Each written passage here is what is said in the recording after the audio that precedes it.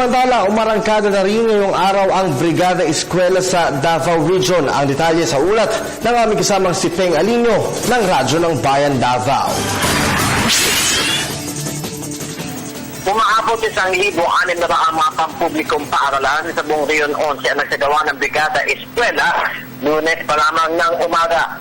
Ayon kay Ginelito Atilio, tagapagsalita ng Department of Education ng DepEd 11 na pinangunahan ng DepEd Regional Director Alberto Escobarte at iba pang opisyal, guro, mga estudyante, mga magulang at mga stakeholders Brigada Eskwela sa Sirawan Elementary School lungsod ng Davao.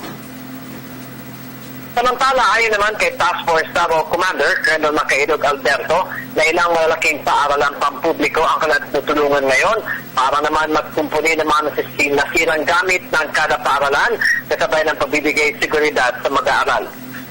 Sinabi naman ni Davao City Police Office DCPO spokesperson Police Senior Inspector Milgrade Reed na nakatalaga na rin ng mga miyembro ng kada istasyon ng pulisya sa lahat ng mga paaralan pampubliko na nagsasagawa ng brigada para mapantayan naman ito habang abala sila sa paglilinis at kung may time ay maaari din na silang tumulong sa paglilinis sa mga paaralan.